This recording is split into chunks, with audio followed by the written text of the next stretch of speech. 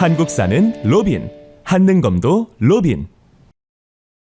고구려의 고국천왕은 을파소의 건의로 진대법을 실시하여 흉년이나 춘궁기의 백성들에게 곡식을 빌려주어 빈민을 구제하였습니다.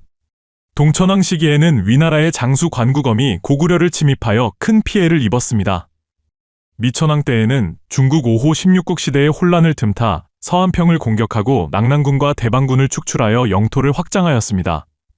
소수림왕은 율령을 반포하여 국가체제를 정비하고 태학을 세워 인재를 양성하였으며 전진의 승려, 순도를 통해 불교를 수용하였습니다. 고구려의 전성기를 이끈 광개토 대왕은 독자적 연호인 영락을 사용하였고 신라의 요청으로 왜군의 침입을 격퇴하였습니다.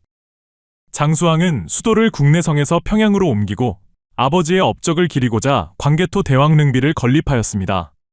또한 한강 유역을 차지한 뒤 충주 고구려비를 세워 영토 확장을 기념하였는데 이는 한반도에서 발견된 유일한 고구려 비석으로 고구려의 세력이 남한강 유역까지 미쳤음을 보여줍니다.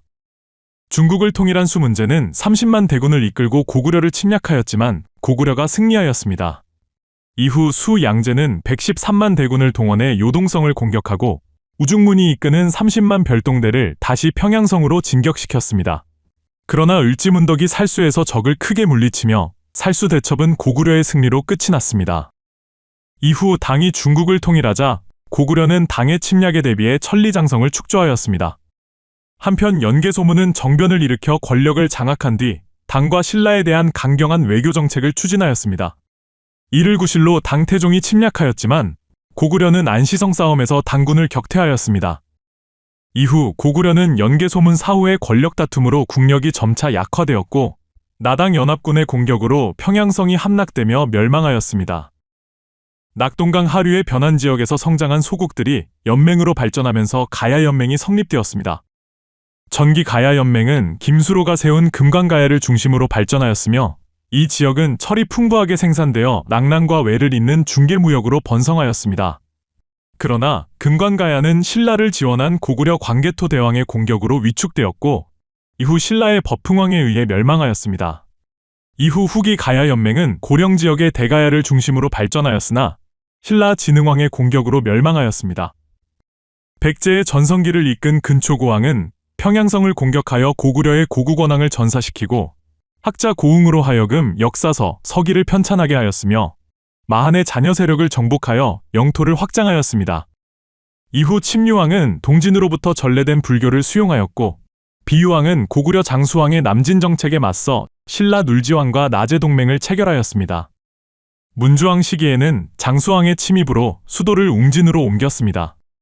무령왕은 지방 통제 강화를 위해 22담로를 설치하여 왕족을 파견하였습니다. 이 시기에는 중국 남조의 양과도 교류하였는데 웅진에 위치한 무령왕릉과 양직공도를 통해 당시 문화교류의 흔적을 확인할 수 있습니다. 성왕은 사비로 천도하고 국호를 남부여로 고쳤으며 신라 진흥왕과 연합하여 한강 유역을 일시적으로 회복하였습니다. 그러나 신라의 배신으로 한강 하류를 빼앗겼고 이후 관산성 전투에서 전사하였습니다. 신라는 건국 초기에 박석 김의 세성씨가 교대로 왕위를 계승하였습니다.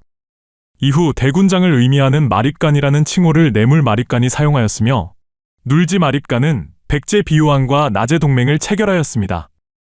지증왕은 국호를 신라로 정하고 왕이라는 칭호를 사용하였으며 이사부로 하여금 지금의 울릉도인 우산국을 정벌하였습니다. 법흥왕은 병부를 설치하고 상대 등을 두어 지배체제를 정비하였으며 건원이라는 독자적인 연호를 사용하였습니다. 또한 이차돈의 순교를 계기로 불교를 공인하여 왕권을 강화하였고 율령을 반포하여 통치체제를 정비하였으며 금관가야를 병합하였습니다.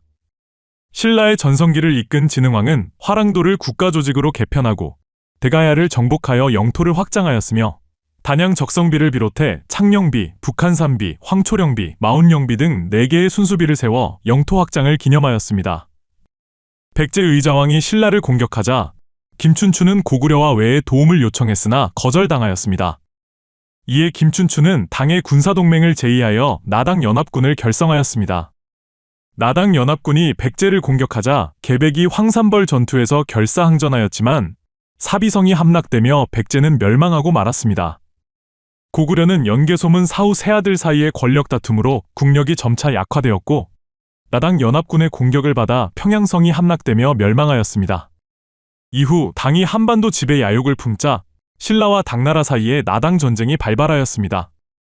신라는 매소성과 기벌포에서 당군을 격퇴하며 한반도에서 당의 세력을 축출하였고 평양에 있던 안동도호부를 요동성으로 물러나게 하였습니다.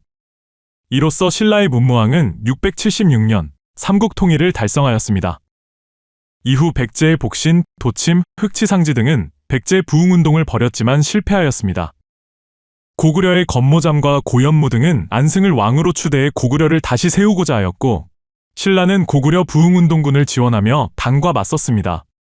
그러나 신라의 지원을 받은 안승이 건모잠을 제거하고 신라에 투항하였으며 금마저에 보덕국을 세웠으나 지도층의 내분으로 결국 실패하였습니다.